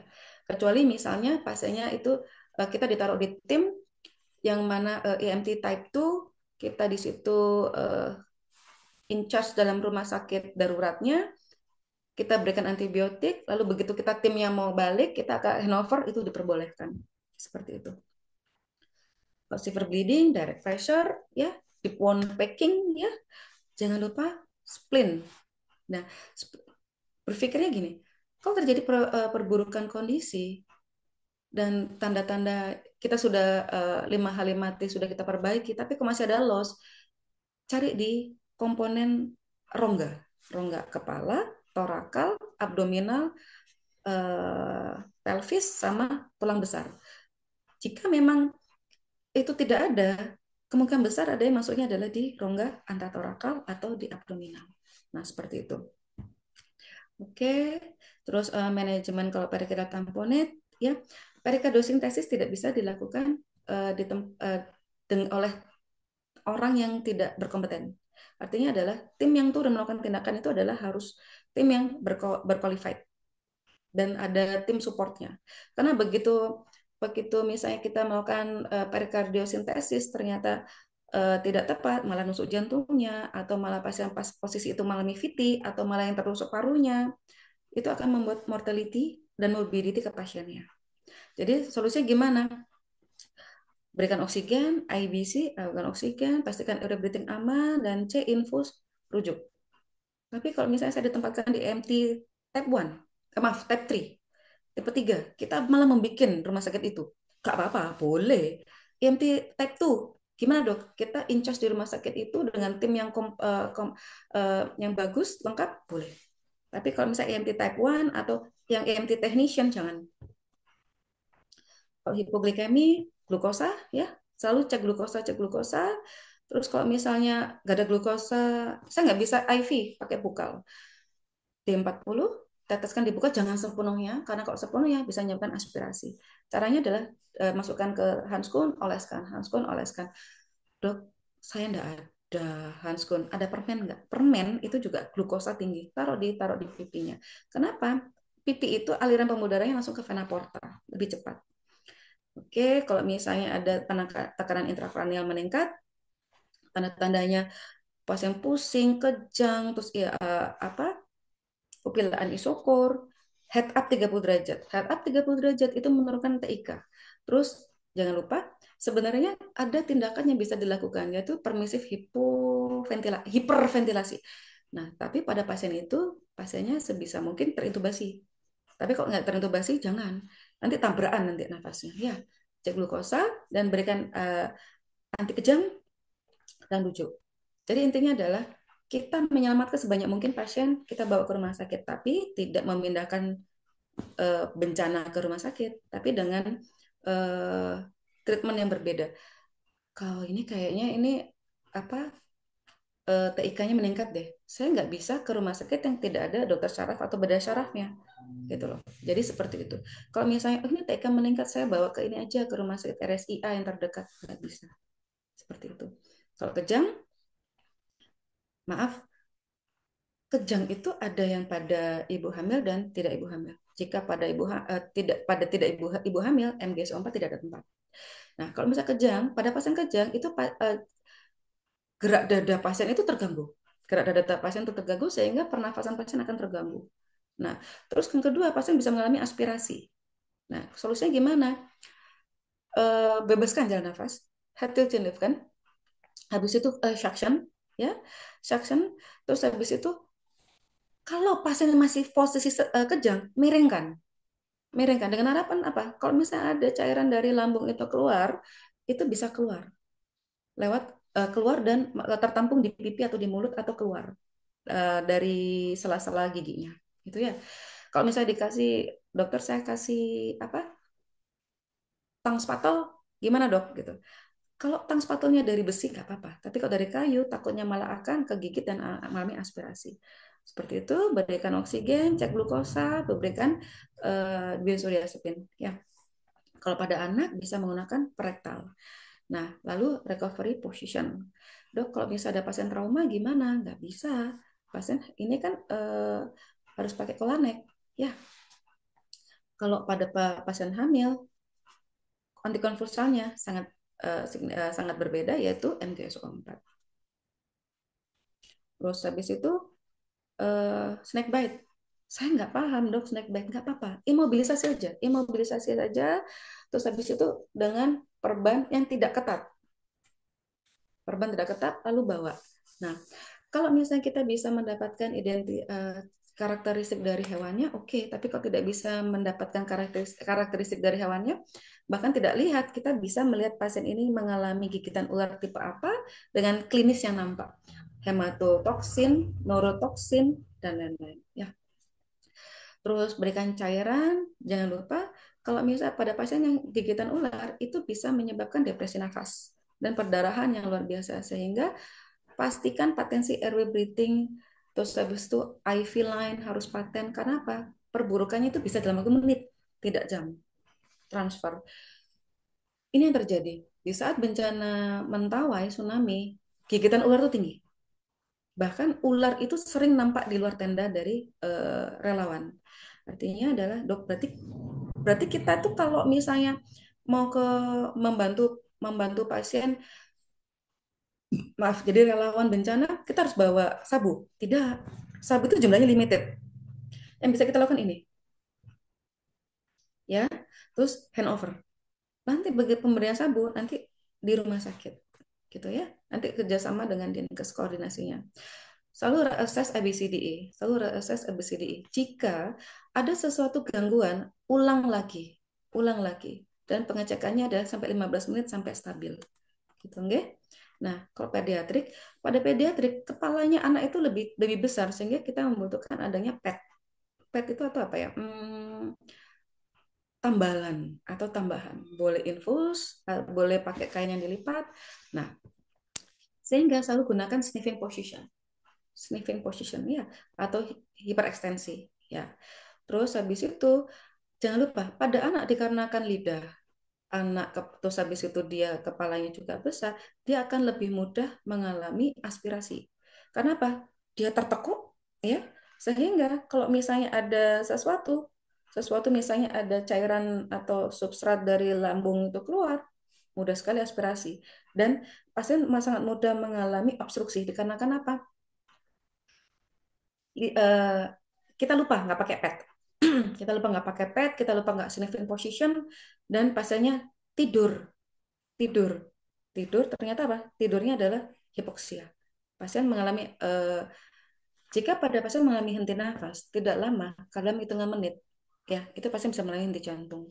Itulah kenapa kalau misal pada anak selalu posisi anaknya adalah jangan lupa pet pet pet, jangan lupa pet, jangan lupa pet, itu selalu. Ya, oke. Nah kalau misalnya pada, nah lihat, look dan, nah look dan listen. Pada anak, kalau orang dewasa, apa ya, gerakan cuping hidung itu tidak sering keluar. Tapi pada anak, oh apa cuping hidung yang PCH, penafas cuping hidung itu signifikan. Atau lagi head bobbing. Head bobbing itu gini, nafasnya itu apa ya, kayak air hunger. Jadi kayak dongak dulu gitu. Nah, terus pasiennya sudah mulai gelisah dan ada retraksi, berpikirlah, wah ada gangguan breathing. Kalau ada cyanosis, berarti berarti sudah ada gangguan hipoksia seluler. Jangan lupa buka, selalu buka buka bajunya. Retraksi bisa subkostal, substernal, dan subclavian. Listen, dilihat ada nafasnya enggak, gerak nafasnya bagus tidak, gerak nafasnya, oh gerak nafasnya ada, tapi kok saya enggak dengar ya, kok enggak dengar ya, oh jangan-jangan ini ada gangguan ini. Kalau bayi pada baru lahir dan pasien tidak ada respon nafas, mungkin parunya belum mengembang. Tapi kalau misalnya pada bayi sudah lahir dan ternyata dia nafasnya tidak tidak apa tidak bagus ya, pasiennya takipnik, pasiennya dipsnik, dan nafasnya tidak mengalami ada suara nafas tambahan, bisa diberikan salbutamol atau oksigen. Pada pasien mengalami misalnya serangan BP ya, BP pada anak itu bronkopneumonia, pada orang dewasa itu asma atau COPD, dia itu serangannya pertama itu awalnya gini, oh serangannya itu N expirator, mid expirator, early inspirator. Begitu sudah masuk inspirator, N inspirator, nafasnya ya, mid inspirator, lalu early inspirator, berarti dia itu tak, parunya itu nggak kembang. Kenapa? Sampai bronkus premiusnya yang utama itu buntu. Jadi namanya silent chest. Ya, berarti solusinya gimana? Nebu, nebu, nebu sambil backing. Ada namanya pakai jet nebul. Backing pakai jet nebul. Ya, beri tekanan, udara masuk dan berikan obat-obatan untuk relate. Oke, jangan lupa kalau ada stridor bisa menggunakan adrenalin jika berpikir gini, dok pasiennya nggak alergi. Betul, tapi jangan lupa protokol untuk pemberian pada pasien yang silent chest dikarenakan ada obstruksi di airway adalah pemberian epinefrin. Epinefrin bisa diberikan via IM atau via eh, per ETT. Ya, IV bisa, bisa. Tapi hati-hati bisa menyebabkan sinus takikardi bisa sampai SVT. Jangan lupa pada bayi ada namanya stable, sugar, temperatur, dan lain-lain itu harus hafal. Jadi kalau misalnya pada pediatrik, saya mau rujuk pasien, pasti yang tempat rujukan, dokter maaf gulanya berapa, suhunya berapa, boleh tahu dok pasiennya itu agitasi atau tidak, dan seperti itu. Kita tidak bisa asal merujuk kalau bisa kita pasien tidak stabil gitu ya. Nah, glukosa pada bayi itu di buku dikatakan kurang dari 40. Ya, dan bisa diberikan terus sampai 4 miligram di 4 maaf di 10. Oke. Kalau orang dewasa di 40. Terus habis itu pada pediatrik suhu yang dikatakan hipotermia adalah start 36,0. Pada orang dewasa 36,0 itu biasa. Pada pediatrik dia udah start mengalami hipotermia. Oleh karena itu harus minimal suhunya adalah 36,5. Oke, ini danger sign-nya. Sudah ada tanda obstruksi, gangguan nafas, penurunan kesadaran, sudah mulai muntah, sudah ada kejang, sudah. Ini bayi sudah mengalami gangguan. Begitu ini sudah mulai ada gangguan tanda-tanda ini, ABC-nya sudah pasti akan problem. Oke, ini evaluasinya. Kenapa kita harus bicara tentang ABCD? Karena apa? Kita harus mengetahui ada kondisi-kondisi yang perburukan apa yang kita harus perhatikan. Ya, terus ini sekali lagi A, B, C, D, E, airway breathing circulation disable exposure, airway plus cervical collar, breathing plus oksigen, C itu plus IV dan bleeding control, D itu adalah untuk GCS dan plus glukosa, E itu adalah exposure plus keep hangat. Ini sama ya. Kalau RW pastikan trauma non trauma. Ini apakah ada oksigennya masuk atau ada benda asing. Jika ada gargling stridor, berarti sudah mulai ada partial obstruction. Breathing, berikan oksigen. Jika ada wheezing, ya kita bisa memberikan salbutamol. Jika pasien yang anafilaksis, wheezingnya muncul pada pasien yang anafilaksis bisa diberikan adrenalin.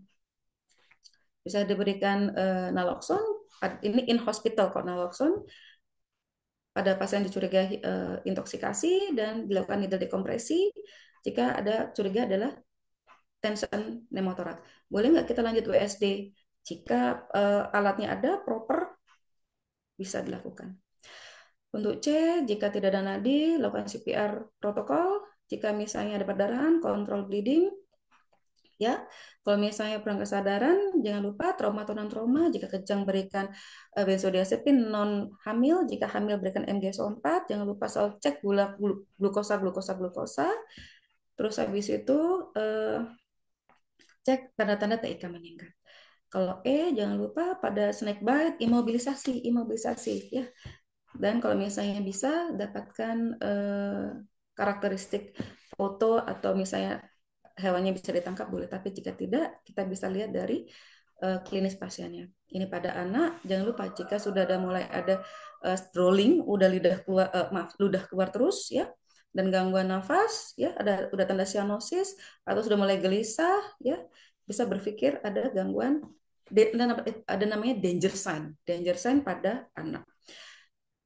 Berat badan anak berapa ya dok normalnya? Ada, umur ditambah 4 dikalikan 2. Atau kalau rumus yang lain yang pernah didengar itu zaman dulu 2n+8. Itu juga bisa digunakan.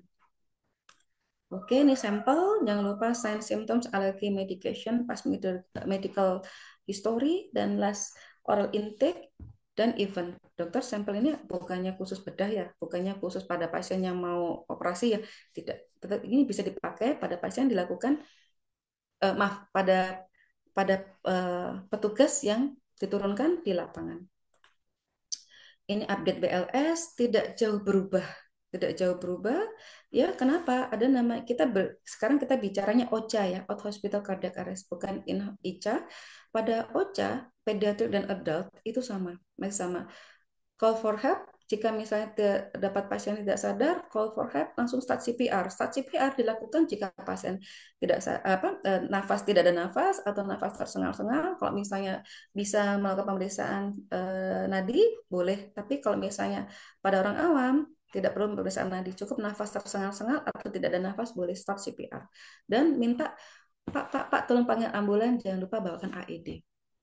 Ya, lalu selama di ambulans ini yang bisa kita lakukan observasi dan ini sudah in hospital. Ya, ini yang kita lakukan untuk BLS-nya sampai AED. Begitu juga pediatrik. Kenapa? Pada 0 menit nafas berhenti, maka jantung pun bisa ikut berhenti berdetak. Dalam 4 menit sampai 6 menit bisa mengalami gangguan otak ya. Nah, kalau 6 sampai 10 menit bisa mengalami brain damage. Kalau lebih 10 menit pasien sudah kemungkinan besar susah untuk kembali karena irreversible.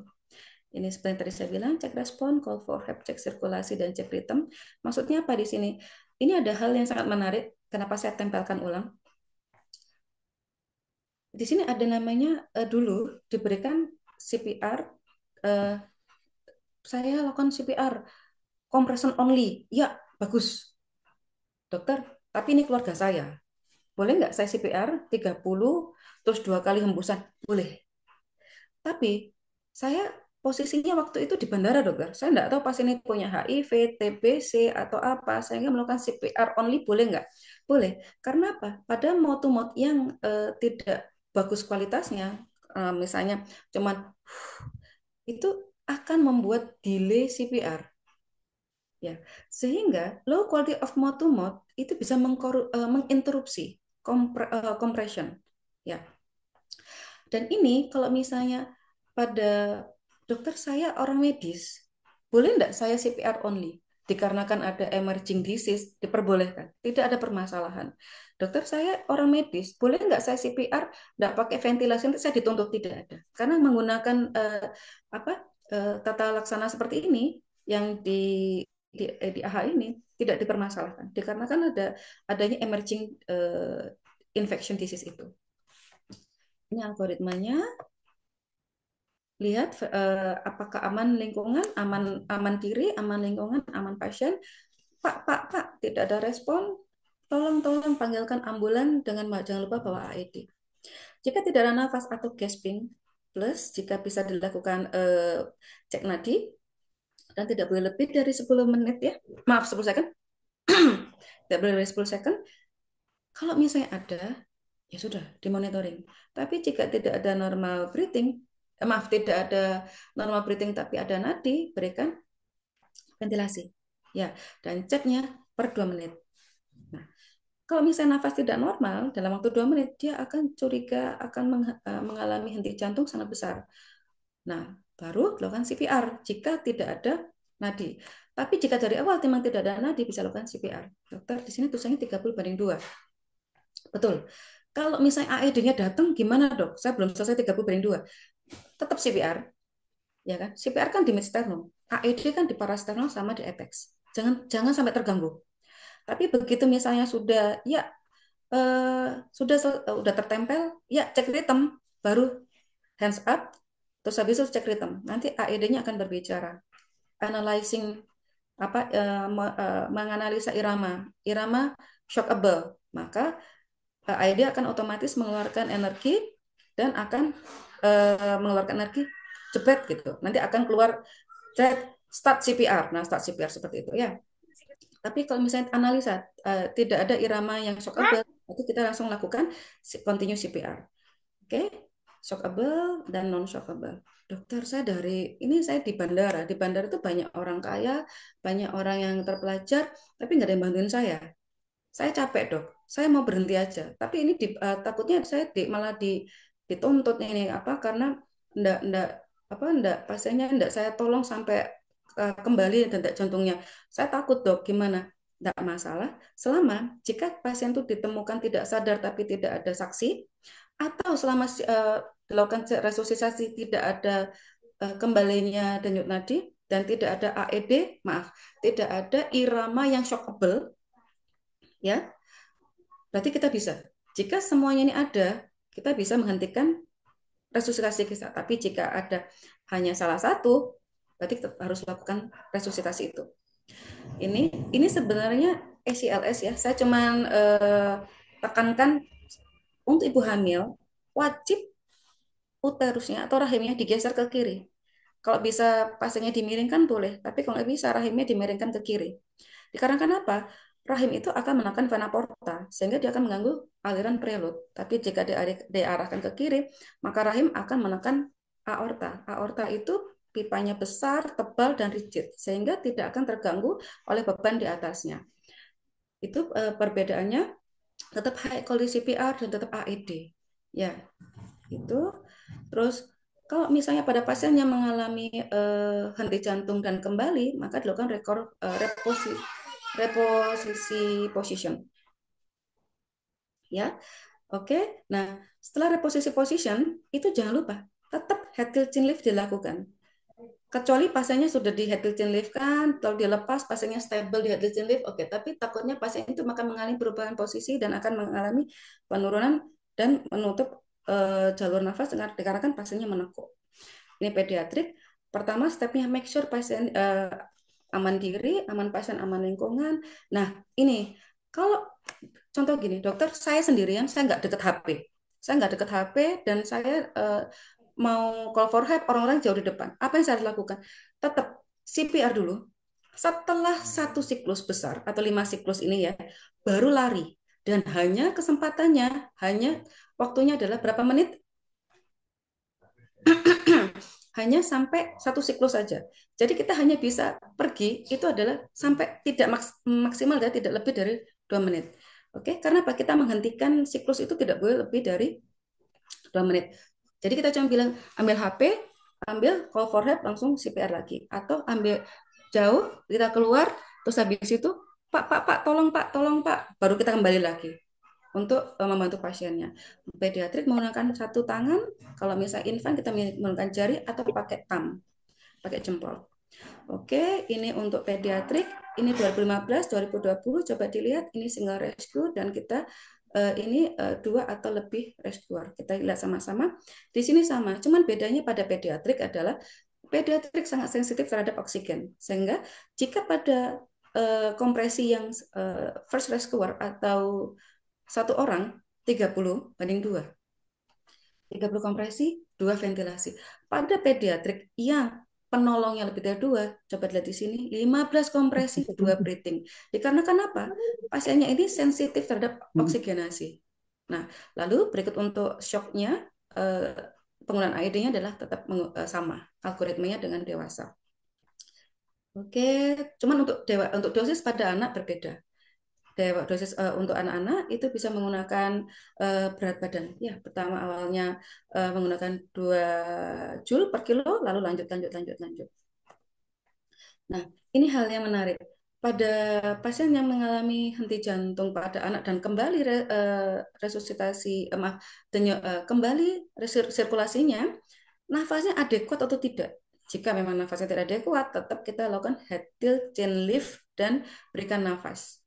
Ya, 1.000, 2.000. Nah, kalau pada dewasa kan 1.000, 2.000, 3.000, 4.000, 5.000, 6.000 push dengan harapan dapatnya 10 kali per menit.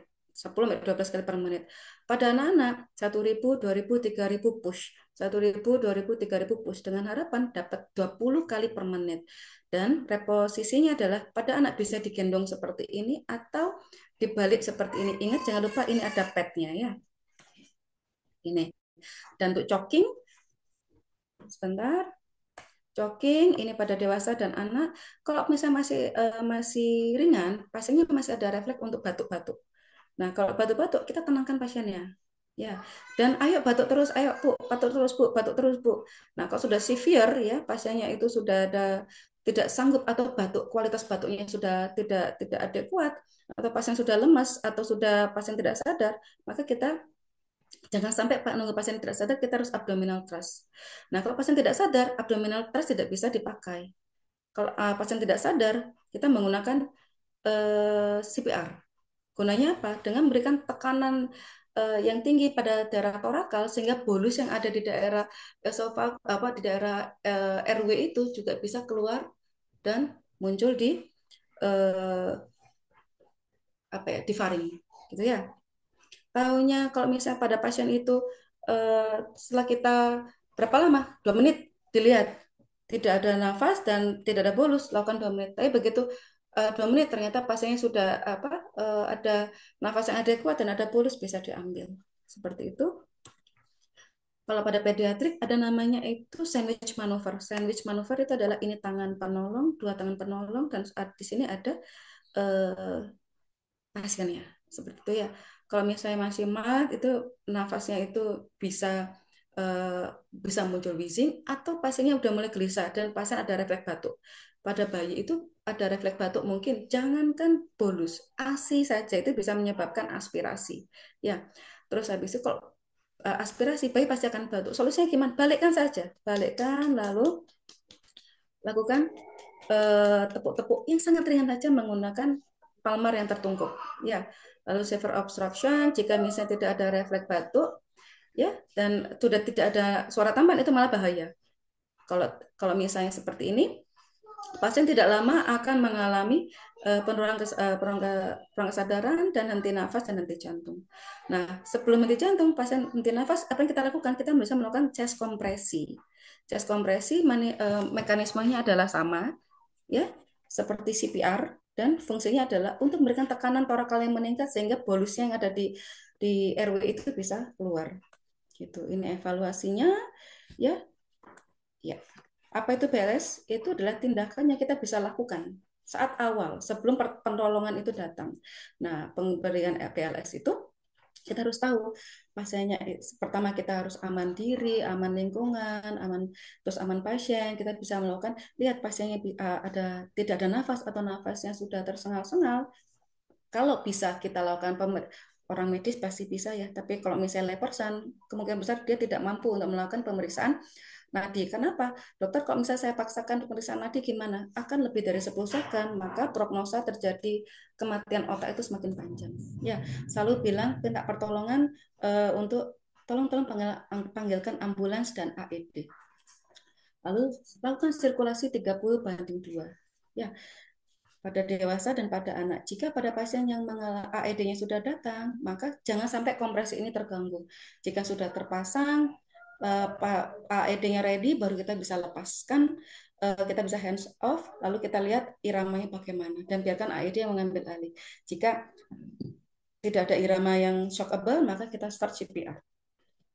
Kalau misalnya pada obstruksi pada jalan, pada dewasa, anak dan bayi sama, hampir sama penata laksanaannya. Kalau misalnya kita bisa itu kita menggunakan back blow atau abdominal thrust jika misalnya pada pasiennya masih sadar dan effort nafasnya masih bagus. Tapi kalau misalnya pasien sudah tidak ada nafas atau nafasnya shallow atau sudah mulai ada tanda-tanda kurang kesadaran atau pasiennya itu sudah mulai ada gangguan zionotik, kita menggunakan chest kompresi.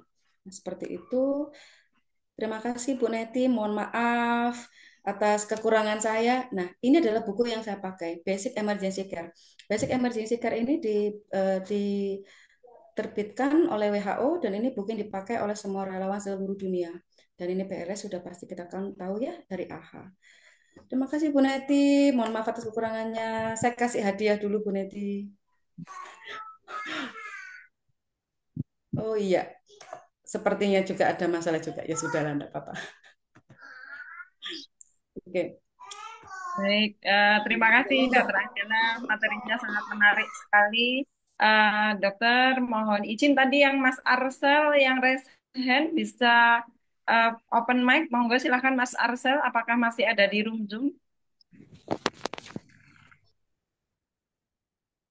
Mas Arsel Dahlan, sudah nggak ada di room Zoom ini saya cari. Baik, materinya Dokter Angela ini sangat luar biasa ya. Dari minggu kemarin sampai minggu ini mengupas tuntas tentang ACLS. Jadi dengan materi yang tersebut, kita bisa menjadikan bahan tersebut untuk pelaksanaan dalam pelatihan-pelatihan, terutama dalam mitigasi bencana, Dok. Jadi kita itu sebenarnya sangat perlu sekali, ya, Dok, ya. Pelatihan-pelatihan itu karena kita wajib untuk mempersiapkan diri karena kalau saya melihat kita menjadi jalur megatrust itu saya juga merasa sangat nyeri. Itu gitu sama kalau kita misalkan ada goncangan sedikit gitu kita sudah takutnya luar biasa sehingga kita harus mempersiapkan diri benar-benar supaya kita tidak geragapan ibaratnya gitu ya Dok ya kalau ada bencana. Mohon pencerahannya Dok tentang bagaimana apa yang harus kami siapkan ketika dalam persiapan mitigasi bencana dan ini selain kita mengkaji ABCD-nya, kemudian selain kita pelatihan-pelatihan. Terima kasih Dok. Inje Ibu, terima kasih. Ini key point dari dan merangkum terhadap semuanya. Bu Net ini sangat bagus dalam apa ya memberikan apa ya istilahnya men-challenge. Betul Ibu. Jadi gini, kita tidak mungkin siap kalau kita sendiri tidak menyiapkan diri sendiri. Kita harus menyiapkan diri sendiri untuk menyelamatkan diri dulu. Kalau kita bisa menyelamatkan diri, baru kita bisa menyelamatkan keluarga dulu. Jika kita bisa menyelamatkan keluarga, kita bisa menyelamatkan lingkungan berikutnya. Lingkungan di sini adalah bisa rumah sakit atau tempat di area kita bekerja, area kita tinggal. Dengan cara kita itu bisa dulu, kita harus tahu tadi yang step-step yang di awal. Pada saat bencana, kita harus tenang, kita harus melihat, oh Iya, keluarga kita bagaimana? Jika ada keluarga terganggu, kita harus bisa tolong. Solusinya gimana? Kita harus belajar tentang ABCD score dan sampel. Lalu berikutnya keluarga aman. Kita tolong keluarga, kita aman, keluarga aman, kita tolong lingkungan. Untuk lingkungan tidak bisa dengan ABCD score. Untuk lingkungan kita harus tahu kita sebagai apa. Kita sebagai IMT yang technician atau kita IMT yang tim. Kalaupun kita tidak IMT technician atau IMT yang tim, kita masuk di kelompok yang mana di rumah sakit itu. Kita, oh ternyata dokter saya masuk di kelompok K3. K3 saya di sini dimasukkan di kelompok yang mitigasi.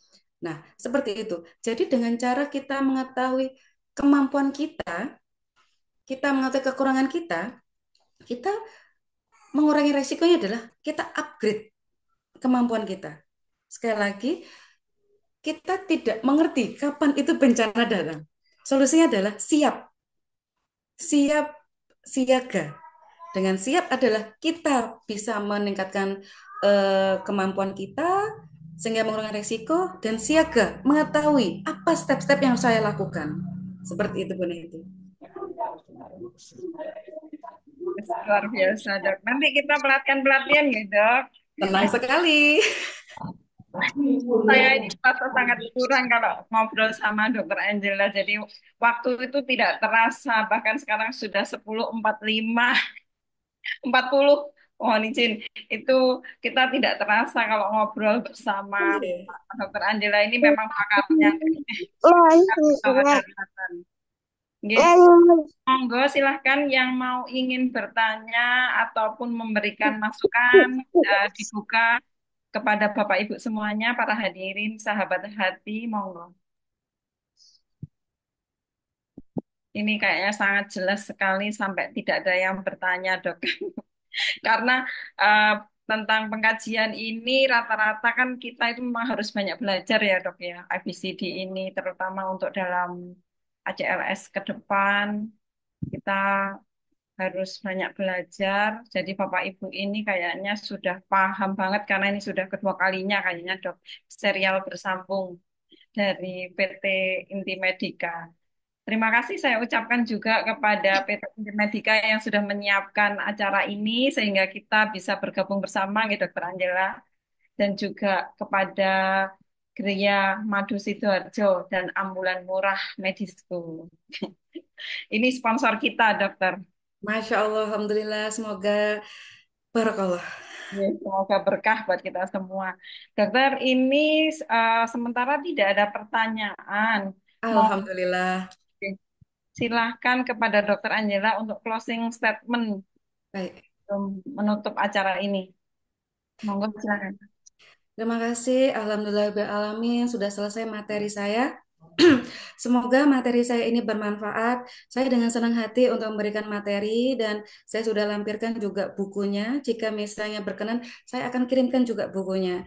Tidak lain tidak bukan, di sini hanya saya merefresh untuk diri saya sendiri. Juga memberikan sedikit keilmuan saya untuk semoga bisa menjadi amal jariah saya. Jika ada kekurangan, saya minta maaf. Banyak sekali kendala hari ini, tapi alhamdulillah Bapak dan Ibu sangat sabar menunggu saya. Jika ada sesuatu yang bisa bermanfaat, semoga bisa menjadi amal jariah saya. Terima kasih atas waktunya. Mohon maaf sebelumnya. Matur nuwun Ibu. Baik, terima kasih Dokter Angela. Nggih. Luar biasa, nggih. Terima kasih banyak ilmunya. Nggih. Mungkin bukunya bisa di-share di Siap, Zoom, boleh Dokter? Monggo. Di siap. Saya kirimkan ke WA Ibu aja ya. Nanti Oh, Ibu baik, kirimkan nanti ke kami. Zoom ya. Nggih. Nggih, baik, nggih. Terima kasih. Matur Eh, nuwun banget, Inje. Nggih, monggo silahkan kalau beraktivitas untuk Nggih. selanjutnya.